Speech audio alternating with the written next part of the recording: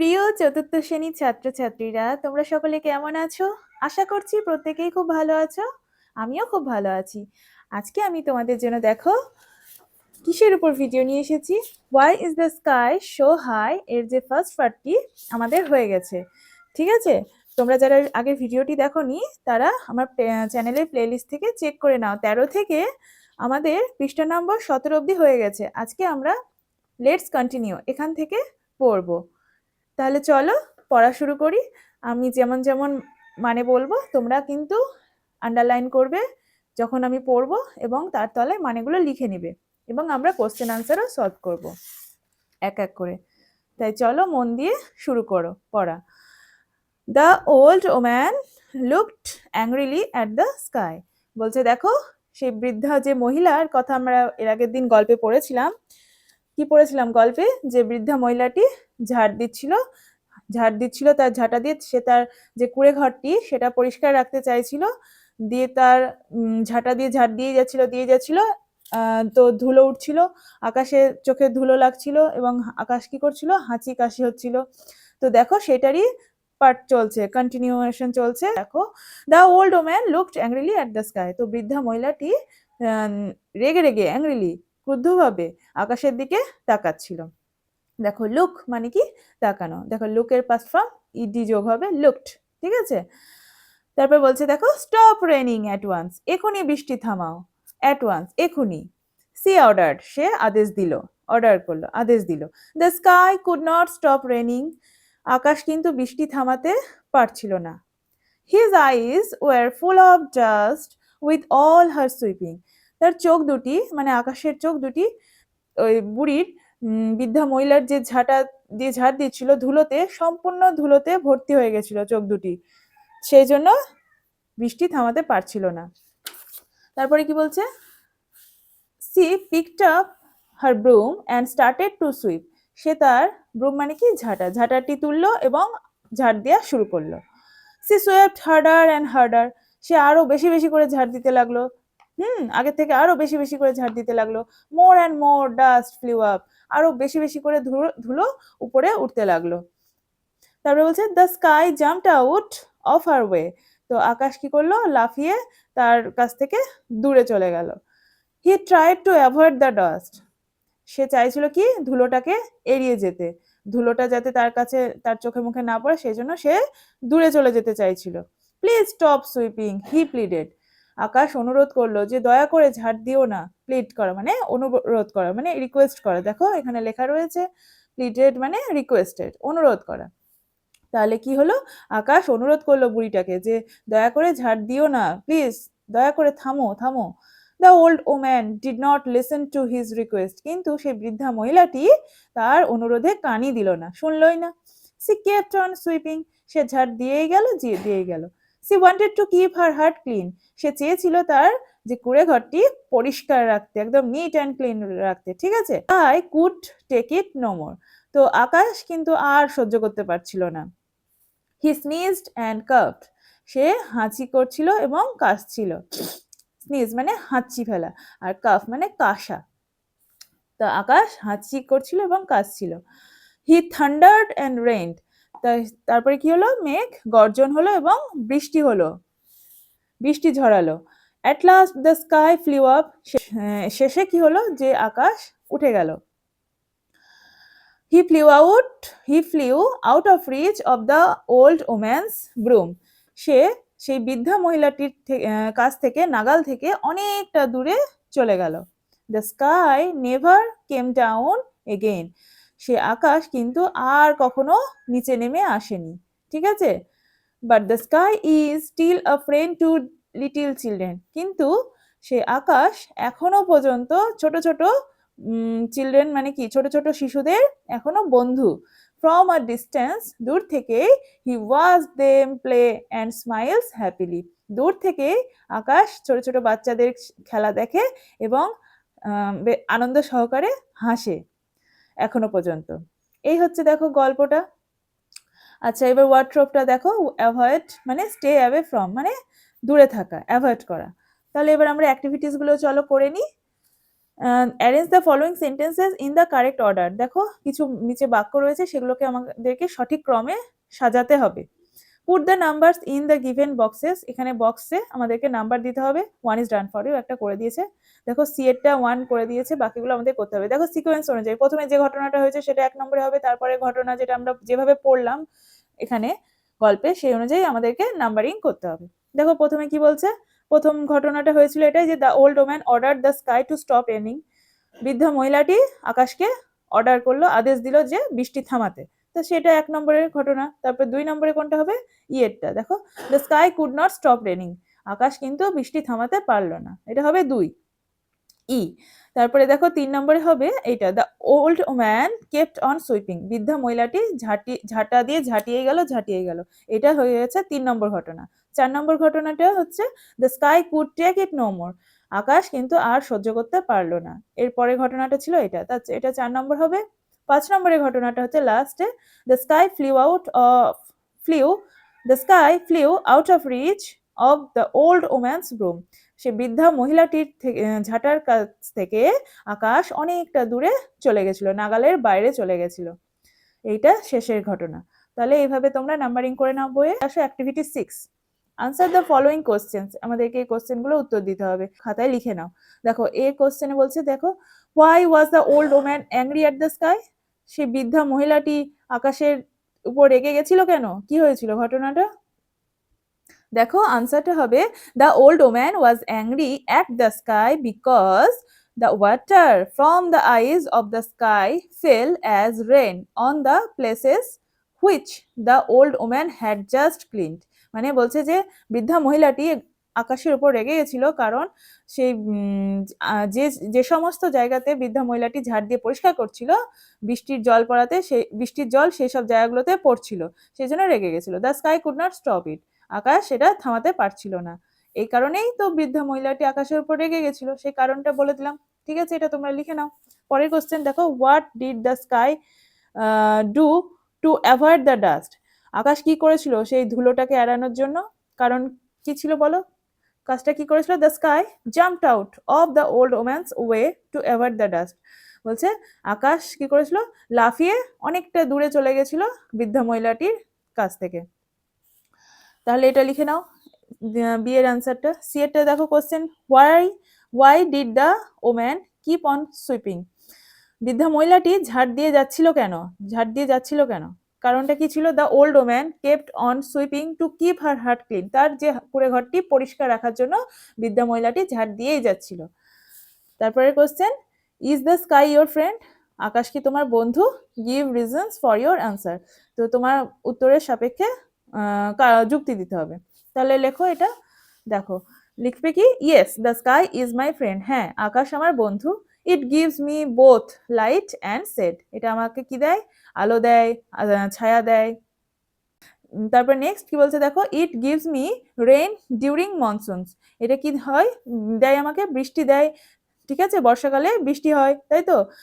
The cloud protect us from harmful rays, কি করে, মেঘ বা আকাশ কি করে, যে হার্মফুল মানে ক্ষতিকর যে রশ্মিগুলো সেগুলো থেকে রক্ষা করে আমাদেরকে। The sky is also a friend to other animals and trees, আকাশ হচ্ছে অন্যান্য সব গাছ বলো অন্যান্য প্রাণীদের প্রত্যেকেরই বন্ধু। তাহলে এটা হবে উত্তর। দেখো পরে কি বলছে, আচ্ছা এবার হচ্ছে লেটস লার্ন, চলো শিখি। Let's read the following sentence, নিচের এই বাক্যগুলো পড়ো। পরে কি বলছে দেখো, Mimi and Raju had not gone to bed yet, Mimi এবং রাজু এখনো পর্যন্ত তারা বিছানায় যায়নি। Note that in this sentence Mimi and Raju are the names of persons, Mimi আর রাজু হচ্ছে একটা হচ্ছে মেয়ের নাম, একটি হচ্ছে ছেলের নাম, ব্যক্তির নাম, তাই তো। দেখো এবার আমাদের কি করতে হবে, দেখো সার্কেল দ্য ওয়ার্ডস, অ্যাক্টিভিটি 7 এতে circle the words which are the names of persons places or things, যে এই বাক্যগুলিতে যেগুলো দিয়ে তোমার কোনো ব্যক্তির নাম বোঝাচ্ছে বা কোনো জায়গার নাম বোঝাচ্ছে সেগুলো আমাদেরকে গোল করতে হবে। দেখো মীরা ইজ এ গার্ল, এখানে একটি মেয়ের নাম মীরা, তাহলে এটা হচ্ছে একটি পার্সনের নাম, এখানে গোল করে দাও। ঠিক আছে, পরেরটা কি বলছে, my uncle lives in Kolkata, আমার কাকা কোথায় থাকে, কলকাতায়, তাহলে কলকাতাটা একটি জায়গার নাম, গোল করে দাও। পরেরটা, the statesman is a famous news paper, Statesman মানে হচ্ছে কি, এটা একটা বিখ্যাত নিউজ পেপারের নাম দ্য স্টেটসম্যান, তাহলে এটা গোল করতে হবে। The statesman is a famous, বিখ্যাত নিউজ পেপার, খবরের কাগজ। ঠিক আছে, দেখো Piku went to Agra to see the Taj Mahal. Piku একটি ছেলের নাম, সে কোথায় গিয়েছিল? আগ্রাতে গিয়েছিল। কি দেখতে? তাজমহল দেখতে। তাহলে তাজমহলটাও গোল করতে হবে তোমাকে। ঠিক আছে, এটা একটা মনুমেন্ট, আর আগ্রা একটি স্থানের নাম, জায়গার নাম, তাই তো? আচ্ছা, হয়ে গেল আমাদের অ্যাক্টিভিটি 7। বলছে লেটস লার্ন, চলো শিখি। Note that words you circled are proper nouns. আমরা যেগুলো সার্কেল করলাম দেখো এখানে, এগুলো হচ্ছে প্রপার নাউন। ঠিক আছে, বিশেষ নাম। আর proper noun is the name of a particular person, place or thing. Proper noun কাকে বলে? যে কোনো ব্যক্তি বা বস্তু বা স্থানের যে বিশেষ নাম তাকে বলা হচ্ছে প্রপার নাউন। ঠিক আছে, দেখো আমি প্রপার নাউন কমন নাউনের ওপর গতকালই একটি ভিডিও দিয়েছি ক্লাস 4-এ, তোমাদের যে উইংস পাঠ্য বইটি আছে সেখানে আমি সেই বইটি পড়ানোর সময়তে প্রপার নাউন এবং কমন নাউন বোঝানোর সময় তোমাদের একদম খুব ভালো করে বুঝিয়ে দিয়েছি। সেই ভিডিওটা তোমরা দেখে না থাকলে দেখো, এখনই চেক করে নাও, এই ভিডিওটা কমপ্লিট করে দেখে নাও, তারপরে ঠিক আছে তোমরা বুঝতে পারবে কোনটা প্রপার নাউন করতে হবে এবং কোনটা কমন নাউন করতে হবে, নিজে থেকেই বুঝে যাবে। তারপরে দেখো কি বলছে যে proper noun is the name of a particular person, place or thing. Proper noun হচ্ছে সেই নামগুলো যেগুলো দিয়ে কোনো ব্যক্তির নাম বা বস্তুর নাম বা কোনো স্থানের নাম বিশেষভাবে চিহ্নিত করে। বিতে underline the proper nouns in the following passage. এই প্যাসেজটা আমরা এখন পড়বো, যে আন্ডারলাইন করবো প্রপার নাউন কোনগুলো। দেখো, there lived a young boy in a village. বলছে একটি সেখানে একটি মানে গ্রামে, সেই গ্রামে একটি ইয়ং মানে কি, যুবক, একটি যুবক ছেলে বাস করত। এখানে কোনো প্রপার নাউন নেই এই বাক্যে। His name was Rajiv. দেখো তার নাম ছিল কি? রাজীব। রাজীব হচ্ছে একজন ছেলের নাম, বিশেষ নাম, তাহলে এটাকে আমাকে গোল করতে হবে, এটা হচ্ছে প্রপার নাউন। বুঝতে পেরেছো? কারোর বিশেষ নাম, যেমন তোমার নাম কি? তোমার নাম ধরলাম রাজু, তাহলে রাজুটা হচ্ছে একটা প্রপার নাউন। ঠিক আছে, আচ্ছা। তারপরে দেখো হি স্টাডিড ইন ক্লাস 6। তাহলে সে কিসে পড়ে? 6-এ পড়ে। His sister Bihu studied in class 4। তার যে বোন, তার বোনের নাম কি? বিহু। দেখো বিহুটাও হচ্ছে প্রপার নাউন। বুঝতে পেরেছো? সে কিসে পড়ে? ক্লাস 4-এ পড়ে। One day they went to visit the zoo in Kolkata. একদিন তারা কোথায় গিয়েছিল? দেখো গো মানে যাওয়া, গো এর পাস্ট ফর্ম ওয়েন্ট। গিয়েছিল কোথায়? ভিজিট করতে, দেখতে গেছিল। জু মানে কি? চিড়িয়াখানা গেছিল। কোথায় সেটা? কলকাতাতে। তাহলে কলকাতা একটি প্লেসের নাম। ঠিক আছে, সিটি হবে কিন্তু কমন নাউন, কিন্তু কলকাতা একটি নির্দিষ্ট জায়গার নাম, সেটা হয়ে যাচ্ছে প্রপার নাউন। তাহলে কলকাতা হয়ে যাবে proper noun. They also visited the Victoria Memorial.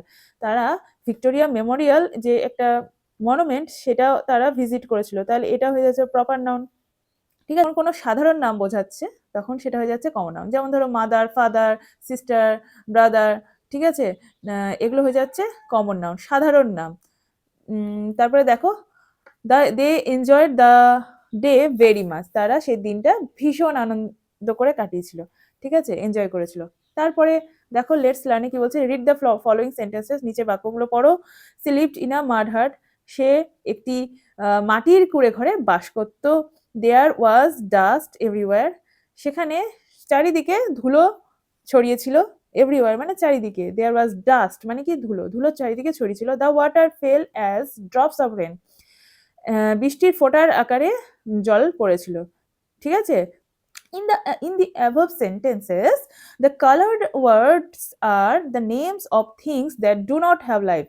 তো এখানে যে যে কালার ওয়ার্ড গুলো দেওয়া হয়েছে, হার্ট, ডাস্ট, ওয়াটার, রেন, এগুলোর কি কোনো প্রাণ আছে? লাইফ আছে? নাই, লাইফ নাই। তাহলে কি বলছে? This words are in neuter gender. তো এগুলোকে বলা হচ্ছে নিউটার জেন্ডার। ঠিক আছে, যেগুলোর মধ্যে কোনো লাইফ নেই, প্রাণ নেই। লেট আস টেক সাম মোর এক্সাম্পলস। চলো আরো কিছু উদাহরণ পড়ি। This is my house. এটা হচ্ছে আমার বাড়ি। তাহলে হাউসটা হচ্ছে কি? Neuter gender. ঠিক আছে, যেটার মধ্যে কোনো প্রাণ থাকবে না। বই, খাতা, চেয়ার, টেবিল, পেন, পেন্সিল, যেগুলো জড় পদার্থ অ্যাকচুয়ালি, সেগুলোকে ইংরেজিতে বলা হচ্ছে নিউটার জেন্ডার। ওকে, দেখো this is the chair I sit on. এটা হচ্ছে চেয়ার, সে চেয়ার যেটাতে আমি বসি। I write with this pen. আমি এই পেন দিয়ে লিখি। I write with this pen. Okay, তাহলে পেনটা হয়ে যাচ্ছে নিউটার জেন্ডার। আশা করছি বুঝতে পারছো। আমি উইংসের আমি গতকাল যে উইংসটা পড়িয়েছি তোমাদের পাঠ্য বইয়ে, তো আমি এখানে তোমাকে স্ক্রিনশটে দিয়ে দিচ্ছি, তোমরা ভিডিওটা দেখে নাও। সেখানে আমি নিউটার জেন্ডারের ব্যাপারেও আলোচনা করেছি। ভিডিওটা দেখলে তোমাদের কাছে একদম সহজ হয়ে যাবে, ইজি হয়ে যাবে।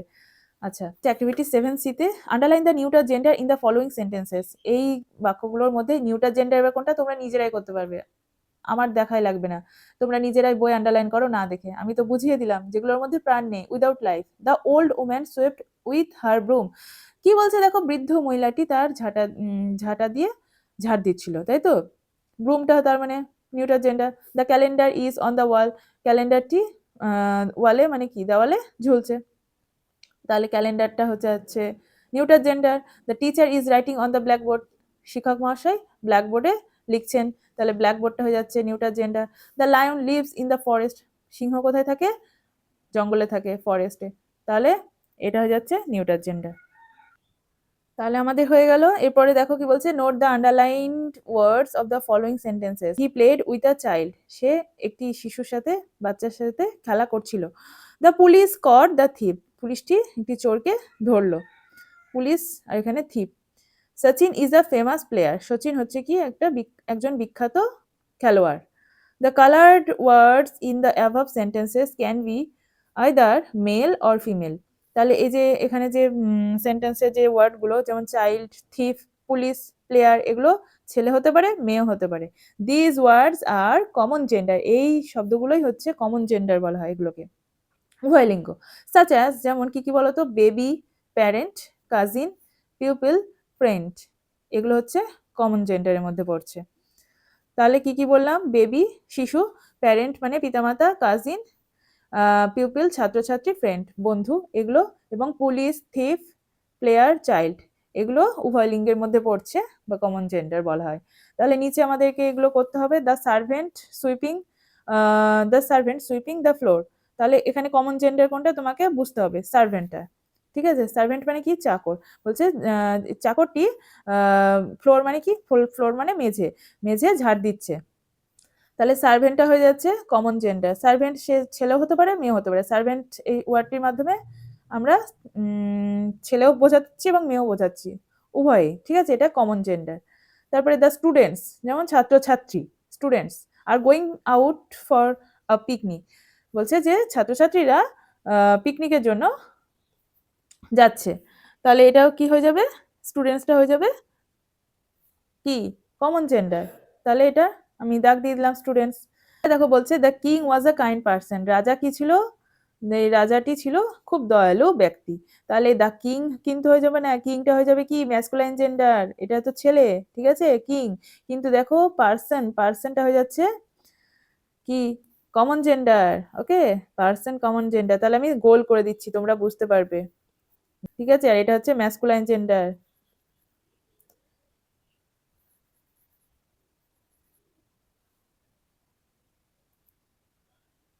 Next, the son of my never is my classmate. আমার যে প্রতিবেশীর যে ছেলে, সে হচ্ছে আমার ক্লাসমেট। ঠিক আছে, আমার সহপাঠী। তাহলে ক্লাসমেট, এখানে ক্লাসমেট হয়ে যাচ্ছে, তুমি ক্লাসমেটটা হয়ে যাচ্ছে কমন জেন্ডারের মধ্যে পড়ছে। ক্লাসমেট সে ছেলেও হতে পারে, মেয়েও হতে পারে। ঠিক আছে, সুতরাং ক্লাসমেট শব্দটির মাধ্যমে আমি বুঝবো যে এটা হচ্ছে কমন জেন্ডার। কোনগুলো ম্যাসকুলাইন জেন্ডার? ম্যাসকুলাইন মানে কি? যেগুলো, যে ওয়ার্ডগুলোর মাধ্যমে আমি বুঝতে পারছি যে এটা ছেলে, পুরুষকে নির্দেশ করছে। আর ফেমিনাইন জেন্ডার হচ্ছে যেগুলো, যে ওয়ার্ডগুলো, শব্দগুলো দিয়ে একমাত্র মেয়েদেরকে বা মহিলাকে নির্দেশ করছে, ফিমেল, তাদেরকে বলা হচ্ছে ফেমিনাইন জেন্ডার। ঠিক আছে, আর এগুলো হচ্ছে কমন জেন্ডার। আর নিউটার জেন্ডার তো বুঝেই গেলাম, যেগুলোর মধ্যে প্রাণ নাই, বই, খাতা, chair, table, pen, blackboard. Okay, আচ্ছা দেখো অ্যাক্টিভিটি 8 কি বলছে, fill in the blanks with words from the help box. এই হেল্প বক্স থেকে ওয়ার্ড নিয়ে আমাদেরকে এগুলো পূর্ণ করতে হবে। My pet cat has green eyes. The old woman was কাফিং। দেখো এখানে লেখা রয়েছে কাফিং, COU, কাফিং the entire night. After the rain, বৃষ্টির পরে, there was no dust on the road. There was no dust, বলছে বৃষ্টির পরে সেখানে কোনো ধুলো ছিল না, ডাস্ট হবে, DUST, dust. We should always try to avoid telling lines. বলছে আমাদের সবসময় চেষ্টা করা উচিত মিথ্যা কথা না বলতে। ঠিক আছে, আমরা সবসময় মিথ্যা কথা না বলতে চেষ্টা করব। তাহলে অ্যাভয়েড হবে এখানে, ট্রাই টু অ্যাভয়েড। পরেরটা, the bird dash off to the sky. তাহলে কি হবে? The bird flew off to the sky, পাখিটি আকাশে উড়ে চলে গেল, তাই তো? ফ্লাই এর past form flew, FLEW, flew off মানে উড়ে চলে যাওয়া, ঠিক আছে? টু দ্য স্কাই, আকাশে উড়ে চলে গেল। তারপরে দেখো অ্যাক্টিভিটি 8 কি বলছে, make sentences of your own using the following ওয়ার্ডস। এই ওয়ার্ডগুলো দিয়ে আমাদেরকে বাক্য বানাতে হবে। প্রথমে দিয়েছে ভিলেজ, তাহলে তুমি লিখে নাও যে I live in a small village, আমি একটি ছোট গ্রামে বাস করি। Mother cleans the floor with a broom, মা কি করে? ব্রুম দিয়ে মানে ঝাঁটা দিয়ে মেঝে পরিষ্কার করে। স্টপ, স্টপ দিয়ে কি লিখবো? Please stop talking in the class, দয়া করে ক্লাসে কথা বলা বন্ধ করো, স্টপ টকিং। ওকে, আচ্ছা দেখো প্লে দিয়ে, I play football every evening, আমি প্রত্যেক দিন সন্ধ্যায় ফুটবল খেলি। ঠিক আছে, 4টে বাক্য হয়ে গেল, আমি লিখে দিলাম, এটা তোমরা পড়বে। তোমরা নিজেরা বাক্য বানাতে চাইলে সেটাও বানিয়ে লিখতে পারো। ওকে, আচ্ছা দেখো অ্যাক্টিভিটি 9 থেকে এর পরের দিন আমরা করব। ভিডিওটা এমনিতেই অনেক বড় হয়ে যাচ্ছে, এত অবধি আমি আজকে পড়ালাম। তোমরা ভিডিওটা দেখবে, দেখে ভালো লাগলে অবশ্যই যেন লাইক করে দেবে। আর আমার চ্যানেলে আজ নতুন হয়ে থাকলে চ্যানেলটাকে সাবস্ক্রাইব করে পাশে থাকবে। আমি প্রতিদিন এরকম ভিডিও দিই তোমাদের জন্য। ভালো থেকো, সুস্থ থেকো, আর ভালো করে মন দিয়ে পড়াশোনা করো। যেগুলো আজকে পড়ানো হলো সেগুলো বাড়িতে ভালো করে প্র্যাকটিস করো।